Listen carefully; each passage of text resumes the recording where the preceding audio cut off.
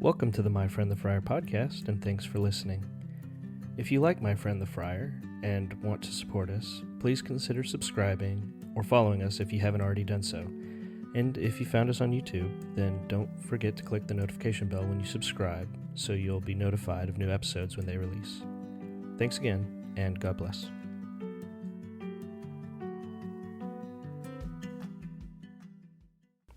Okay.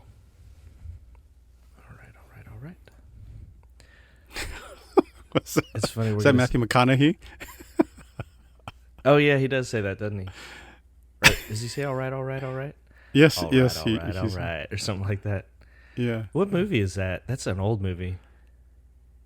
I'm not sure. Is that one of like the high school-y kind of movies? Probably, yeah. So I think they something like that. Dazed and Confused or something. I forget what it is, but anyway.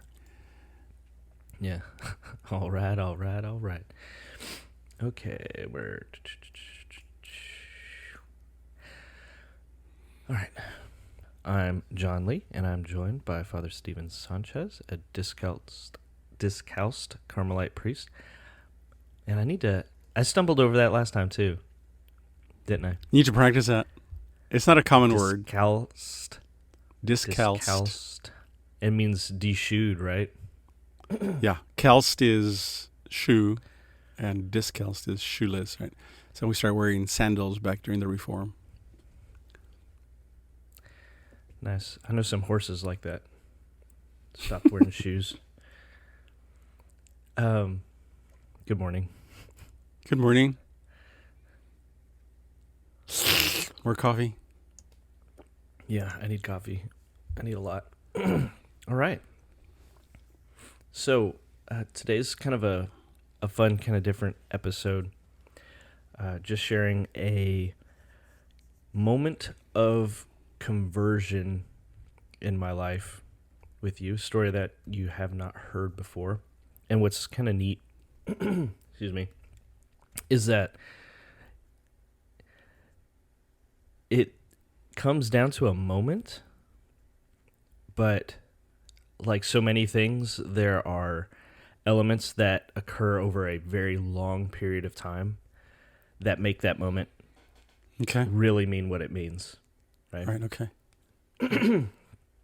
So, and you'll have to excuse me if I have to clear my throat. Ugh. I need more coffee. All right, so let's see, story. So I call this my dinosaur story.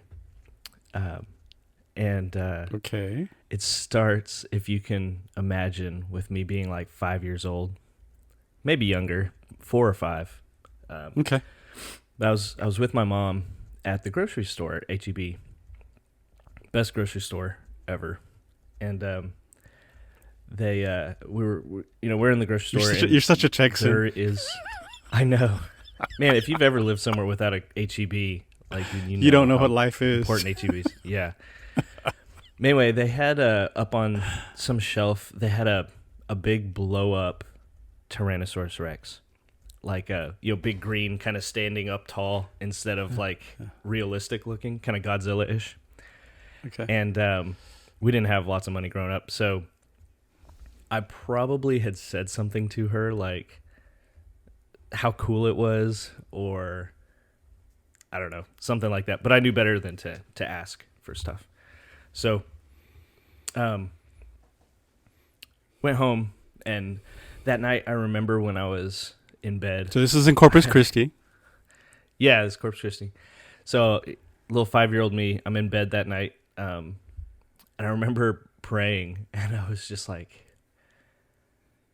God, I really, really want this T-Rex. Like, it was the coolest thing I'd ever seen.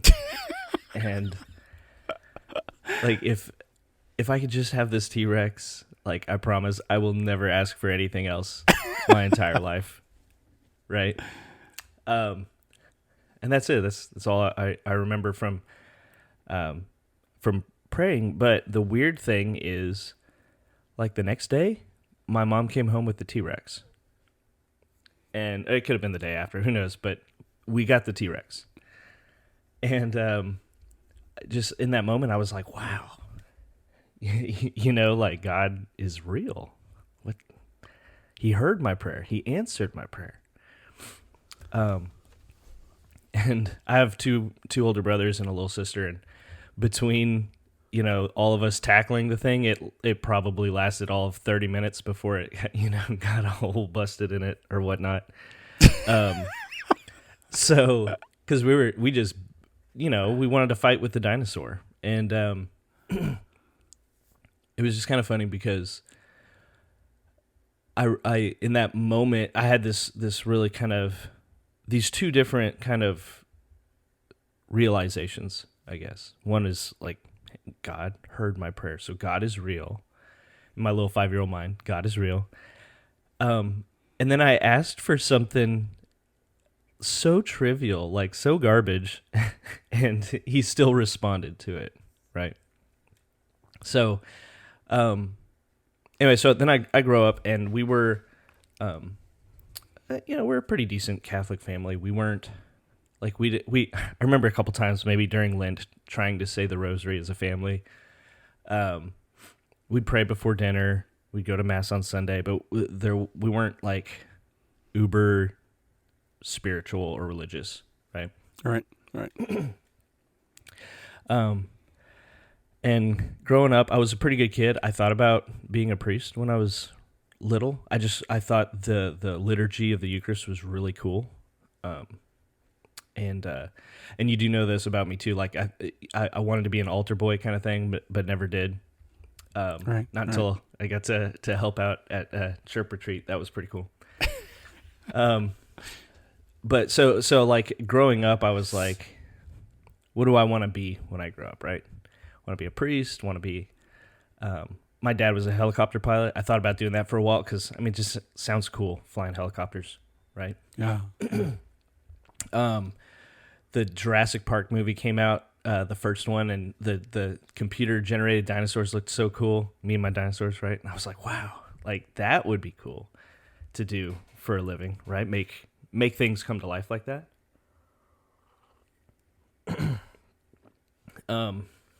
But then the one thing that I did know that I guess growing up, going through like junior high school, kind of that transition into adulthood, is I knew I wanted to be a dad. I had a really good dad. I was blessed to have a great dad. And that's what I wanted to be. I wanted to love my wife and my kids and my family and provide for them. And I wanted them to love me, and I wanted to play with them and all that kind of stuff, just like I had grown up. So, fast forward, I guess, to spring semester, my senior year of high school, and my oldest brother, who's in the Army, he had been stationed in Germany. He'd come to visit just after Christmas. He was getting ready to go to Washington, D.C., where he was going to be stationed next. And the day before he leaves, we're just trying to hang out right before the end of his time with us, and I remember we went to have barbecue for lunch, some little place that's probably not even open anymore. So my brother and I are leaving, and my dad was working on the car. I think it was a minivan. Something was busted on it, so like, it's in the driveway. His legs are sticking out underneath the hood, and I just remember seeing him working on it. We go have lunch, come back, and when we come back, the car's still in the driveway, the hood's open and all that stuff. When I come inside, my dad is like covered in grease, and he is like slow dancing with my mom in the kitchen to some probably Alabama song on the stereo in the living room. And like she's kind of smiling and giggling and stuff, and I'm sure he's being mischievous. But I was just like, man, it's picture perfect, right? Like that's it. That's what life's about right there. And it just really solidified kind of that's what I want out of life, right? That's to be covered in grease. Really the deep, yeah, that's the deepest desire in my heart, just to be dirty and laughing. Yeah, so now that night, my brother and I, we went to a pool hall, play pool. He had some friends come out. One of my friends came out, and we're just hanging out. And I'm not a big night owl, so I don't know. It probably got to like 9:30 or something like that. And it's a Saturday night, and I know we got mass in the morning, 8:00 mass. I'm going to bed. I'm going home. So I go home, and get home. My mom's watching the 10:00 news, right? The evening news, and lean over the couch. I give her a kiss, and I'm like, where's Dad? And she's like, oh, he already went to bed, which is weird because they always watch the news together, and then they went to bed. And so I'm like, oh, okay, well, good night. And I go down the hall to go to my bedroom, and at the end of the hall, it forks left and right. And to the left was my parents' bedroom, and to the right is all the kids' bedrooms. And so I'm like, yeah, I'm going to go say goodnight to Dad. So I go to their bedroom door, which is closed, and I stand there, and I reach my hand out to open the doorknob, and I stop, and I'm just like frozen at the doorknob. And I'm like, no, I don't want to wake him up, right? He's got to be tired if he went to bed. So I kind of just stand there like grappling with this, do I go in there and say goodnight kind of thing for some weird reason.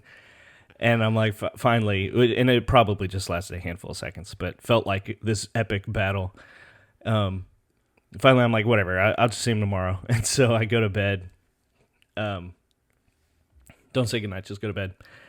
And the next morning, my mom comes, like, I wake up, my mom comes in and drops a laundry basket, ka-dunk, on the floor of my bedroom. And I was just like, why is Mom doing laundry before church? Like, it's early, right? Like, that's crazy. But I don't want to get up yet, right? That whole kind of fighting against reality of getting out of bed in the morning. Another 5 minutes. And, yeah. And so I'm laying there, and I start hearing a lot of commotion, and then I start hearing, like, I realize the commotion is between my parents. And it sounds as though my dad is upset, like really upset, which is not very characteristic of him. And my mom is trying to get him to calm down and relax. And I'm like, what is going on? And I hear her say, it's okay, just calm down. And what? And then I hear her scream for my older brother. And like when she shouts his name, like there's terror in her voice. And I'm like, what is this? So I jump out of bed, and their bedroom door's open. I run to the bedroom door. My brother, I guess, had been sleeping in the living room, and so he's flying down the hall, kind of bulls past me, and my dad's laying on the floor. And he was having a heart attack. And so that's what all the commotion was. And so my brother looks at me and says, hey, like, call 911. And he starts doing CPR on my dad. I guess in the Army, he was, your first aid trained and all that kind of stuff. So he gets to work doing CPR. I go and get the phone in the kitchen, and I call 911, and I, yes, this is our address, and I think my dad's having a seizure or something like that. Paramedics show up, and I remember my little sister was with me, and she was real scared, and I was trying to talk to the people on the phone and trying to make her feel better. And when the paramedics arrive and the 911 dispatcher, they hang up with you. So I take my little sister in the living room, and just remember sitting with her on the couch, and then I feel like, man, this is taking forever. What's going on? Finally, they wheel him out on a stretcher, load him into the ambulance. All of us pile into the car, and we follow the ambulance, drive to the hospital, and we get there. We're ushered into this little room, and I guess I don't know what kind of room it is. I guess some kind of little waiting room, or maybe it's a room like where it's just a small room. I don't know what it is. There's a bench. Maybe it's like the kind of room where you go into the doctor's office and you sit up on the table with the paper on it and stuff like that. Maybe just a little room like that. And my little sister's crying. My mom's pacing back and forth. My oldest brother, who had done CPR, my dad, he's just like shaking. He's so mad. He's just like this bundle of just emotion, right? And I'm scared, right? And all of a sudden, this kind of realization washes over me that like 13 years before, I had made a promise to God that if I got that T-Rex, I would never ask for anything ever again. And I'm just like, oh no. Like, what did I do? Right? Like, why? So now I'm stuck, because this is obviously way more important than a blow up T-Rex. And I have this kind of this moment, and I close my eyes and I take a big deep breath, and I remember praying, in my heart, I just go, thy will be done. And like half a second later, the door to the room opens and a doctor walks into the room and he says, Mrs. Lee, I'm sorry.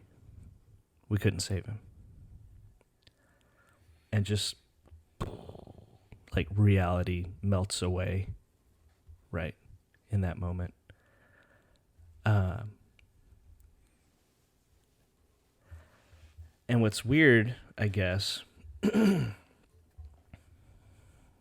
is that over the next 5 years, which is probably not uncommon for people in their early 20s and stuff after high school, the next 5 years, I pretty much walk away slowly from my Catholic faith. And maybe next year or two after that, I pretty much abandon all Christianity. And it's just for the next, I guess from the moment that my dad passed away,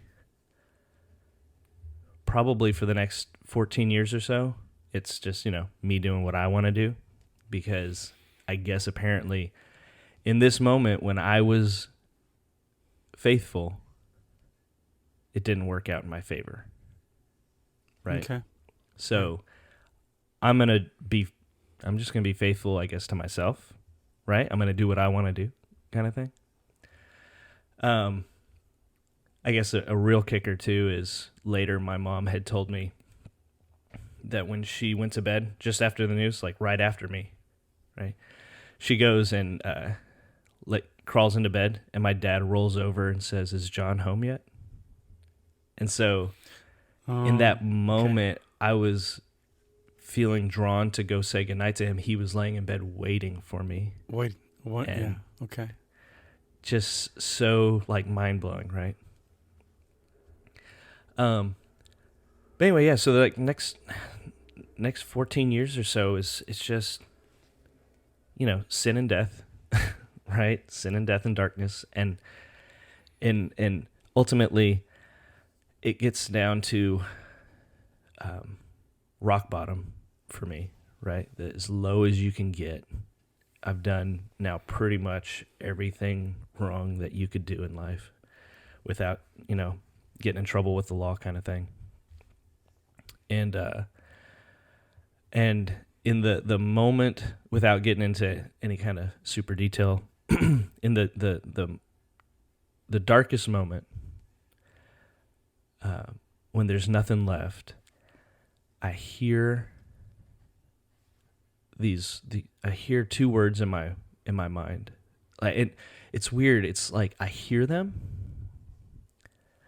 but it was kind of in your mind, your inner voice, right? Like, so it's almost like I thought, because I didn't, nobody said them, but I know who said them, because it doesn't make any sense to the moment that I was in.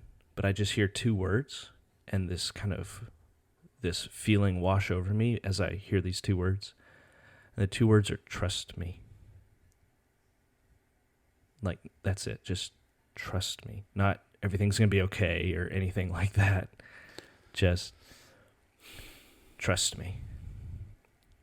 And from that moment on. Was this like in the middle of the night? Was this just happened while you were walking, or just it was came to you out of nowhere? Or you were middle of a very HEB or nah, it was in the middle of a very bad conversation with somebody who I'd hurt very badly. Okay. That I love very much, and so yeah, in the context of the conversation, it has no place. There was no reason for those two specific words to if I was just thinking in my head, which is why I know it wasn't me. I know it was God just asking me to trust him. And from then on, it's like, okay, I've done it my way, and it does not work. And obviously, I wouldn't be in this moment if I had just continued to trust you. And yeah, and so that was probably 8 years ago now, or so. And it's from that moment on, my life has been just a series of continuing to trust God and trust God and trust God, and all these different moments come up and just trust him, and not just good moments, but equally bad moments as the death of my father, and just trusting him. And man, when you trust him, when you just trust him, you know, he brings life into your life, you know. What do you think the switch was? I mean, obviously there was a switch when you lost your dad. There was something there that was devastating, and you decided to walk away. I mean, in a way, you found yourself in a double bind. You know, I got my T-Rex. I shouldn't ask for anything else. And then you ask. You don't even ask. You just say, "Your will be done," and then your father passes, and so I don't want to say that there's even a switch, but again, as you said yourself, you kind of sort of like drifted away, right? What was the realization then that kind of switched your stance to go back? I mean, in that moment when you hear that or feel that or have that deeper realization of that, trust me, what do you think shifted in you that kind of changed things? I don't know. Maybe I'm not verbalizing. No. I do. I know what you're saying, because one might argue if that was God speaking to me, which I believe it was, I had no reason to necessarily trust him, right? Relationally, right. And so, so why trust him or start trusting him again? Right. And I don't know. And it's not that I felt like coerced or something, right? Like, if you trust me, I'm going to make things better. Right. And that's, I mean, like I was saying, that's very true. Like, there was no, it's going to be okay. It was just, trust me. There's no follow-up. And I think sometimes it seems like God speaks in very short sentences. I kind of feel that way when I read the Bible too. Whenever he's talking to people, it's very short a lot of times. And it's always a quiet thing. It's never, right, like Elijah in the mountains or in the cave, right, after the whirlwind and the fire and the earthquakes and all that kind of stuff. Then he hears that small, quiet breeze sound, and he hides his face. Yeah. And so it's just that really gentle, I'm here. And, you know, maybe I was grasping at straws, right? Like a drowning man looking for something. because anything had to have been better than where I was at in that moment. And I wish I could say things immediately got better, but they didn't. So I don't know what it is that compelled me to trust him again. Other than, like I said, when I was a kid, I thought about being a priest. I wanted, my faith mattered to me. God mattered to me when I was young. Maybe it was something dredged back up, like a rekindling, so to speak, of a desire that I had when I was young to trust him. Mm-hmm. I don't know. Some foundational belief, some foundational understanding, right, or trust. And so I think maybe being where you found yourself back in touch with that. And it's interesting too, because I'm thinking about, well, that's interesting because a lot of times some people will double down in their wrongness out of stubbornness. I mean, yeah, just because things are going bad doesn't mean that they're going to change, because maybe in our families or friends or acquaintances, we know people who just double down and they refuse to acknowledge that there's anything wrong, and they just double down on their wrongness or their lack of sight. So it's interesting that somehow that you were given that choice and you chose to trust. I mean, you could have said like, well, hell no, I'm not going to trust you. And so, but you decided like, look what happened last time, buddy. Exactly. Right? so that's interesting. I think that's very interesting. Grace and conversion is a grace. Obviously, there was a grace there. There was an inspiration of the Holy Spirit that was touching you, and you decided to listen. Yeah, and it is, like I said. I mean, I would even have to admit that after that moment, things got worse for a long time before they got better. Right. But I wanted to trust God. Right? I guess I had this desire to be cared for, maybe. And I feel like maybe when he asked me to trust him, it was in full knowledge of everything that I had already done up to that point. Mm-hmm. And so it's like he came back, it's not that he came back, it's that he continued to give me a chance when I didn't deserve it, right? At that point. Right. And then that, I think, those kinds of thoughts and realizations would continue to feed even deeper into like my ongoing conversion. The Jesus's sacrifice on the cross means a whole lot more to me now than it did when I was a kid. Right. Because it wasn't just a nice thing. It was, I can look at the cross and say, oh yeah, I put you there, buddy. Like, that's all me. In essence, it's all me, right? And then, he didn't deserve it. But there's no denying the fact that he did it for people like me. So, yeah, it's always been something that kind of resonates with me. And, a lot of times I go to Mass, I get all, it's either during the Gospel or during the Liturgy of the Eucharist, I just start getting all teary for whatever, and I forget what you called it, the gift of tears kind of thing. Gift of tears, yeah. Yeah. And I always feel so bad for whoever is distributing communion because I go up there and I'm all crying and stuff. But it's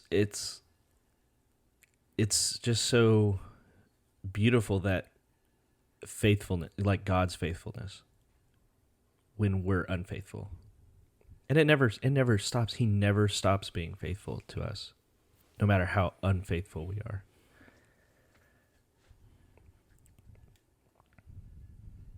I think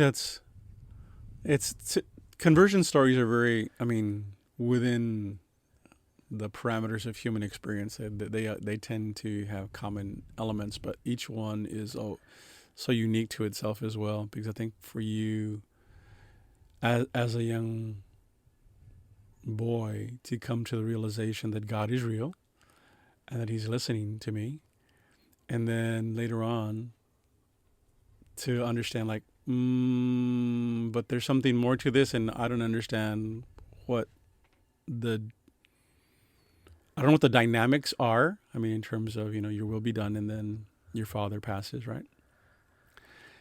And then somehow later to grieve or to have our adolescent rant most of us go through, and then to recognize or realize that the Father has never stopped watching over us or looking at us or being concerned for us. And so then that kind of a realization, like, okay, so are you done now? Sort Yeah. of like...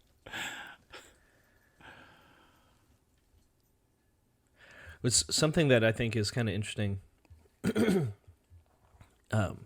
I've shared that story with people, is there are people who have said in response, like, well, that, how do I say this? Because I'm paraphrasing now because it's been a while, but basically in that moment when I said I can never ask for anything else ever again, and I have to adhere to that, right? I have to keep up my end of the bargain, so to speak.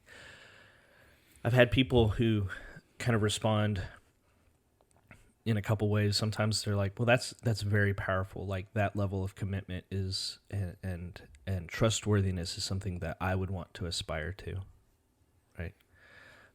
Some people say, if you had asked for your dad in that moment, like, it would have been okay.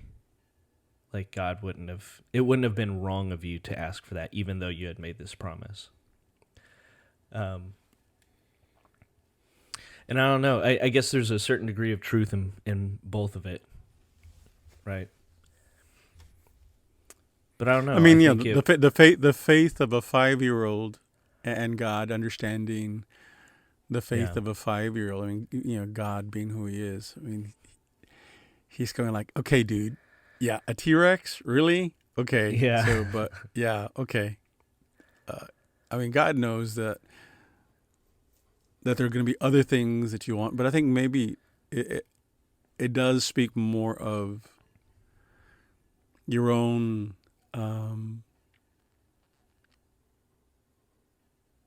importance of the word that you've given, to keep your word. I mean, I think that's what it speaks more of, and I think as God looked at you as a father, I mean, I'm sure He smiled at that, going like, okay, T-Rex is going to change your life completely for the 30 minutes that you had it. So, yeah. But I think more than anything else, it's... Go ahead. Go ahead. I think more than anything else, it just speaks of, again, as they said, that there's an integrity, somehow that integrity that you had, that I need to keep my word, which is a beautiful thing. I mean, that is a beautiful thing. But in a situation like that, that beautiful thing can become a limitation, right? Or it becomes something that you find yourself bound to, even though in a situation like that, which is an extraordinary situation, that is not helpful, right? That's not a helpful stance. So, like I said, I shouldn't ask for help. So here I am in a burning house, but I'm not going to call out for help because I promised I wouldn't call for help. We're like, okay, but yeah, it's all like I think it kind of comes down to what's the intention of upholding, right, my promise, right? Right. Am I doing it because it's the right thing to do, or I'm doing it because it would be wrong for me to do something else otherwise? Right. Yeah, it's definitely interesting. And it's also, I think, very interesting that looking at most of the sin and pain that I caused to myself and other people over those years that followed, how many of them had to do with me not keeping a promise, so to speak. Okay. Right? Like Okay. not holding on to That. it's important to follow through Keep when your- you say things. Yeah, keep your word, right? Yeah, keep your word. Yeah. Yeah, I don't know. Well, thank you for sharing that. Wow, I know you had never told me that. You had never told me your dinosaur story. So That dang dinosaur. Every time I see a T-Rex too, I think about it. Or like a little toy one or something like that. Yeah. I wonder if my siblings even remember that dinosaur. Because, I mean, it did not last long between all of us. So, yeah.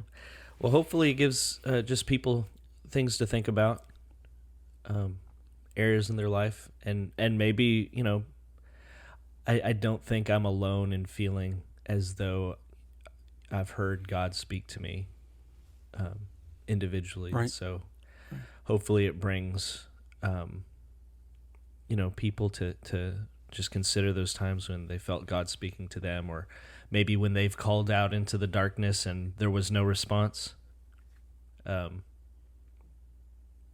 Sometimes the answers to our prayers are no, or not right now, or there's something different is ahead for you, or something better, or something bigger. Right. Yeah, and who knows where I'd be in life right now if my dad hadn't passed away, right? Right. If I hadn't had that And experience. it's fascinating too that, again, it goes back to the whole idea of, again, providence and the individual salvation history story that unfolds, because there are people that listen. I mean, what would happen? Where would you be now if you had not trusted, if you had not decided to listen to that voice that said to trust? And I think that's always very fascinating to me in terms of individual journeys and individual conversion stories, and looking at things and go like, faith is such a gift, and it's a continual gift, and there is a necessary response from us. Mm-hmm. And for all those years, those 15, 18 years, for all or we know, God might have been giving you invitations throughout all those years, but you never recognized them or saw them or heard them until this particular moment when He again asked you to trust Him. And there's that moment where your mind and your heart is actually open to that, and that's always, to me, it's always very, very, very fascinating in terms of like, wow, it's just amazing. It's an amazing, amazing thing to know that faith is a gift and something that God continuously and with great generosity continues to offer. It's a matter of, will I listen? Will I take the hand that is offered? Will I choose a will other than my own? So, yeah. Yeah. Well, thanks for listening to my story, and thank you for sharing that. I'm thankful that it brought me to you too, because I don't think I would have ever met you if I hadn't chosen to trust God in that moment. So, Well, thank you, and thanks to everyone for trusting listening. God. Yeah, amen. God is good. All right. Guess we'll wrap it up there. Just want to say thanks again to everybody.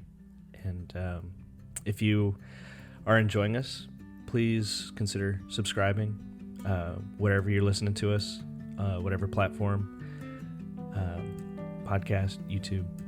And we look forward to speaking with you again soon. All right. Yes. Bye for now. Thank you. God bless. Bye.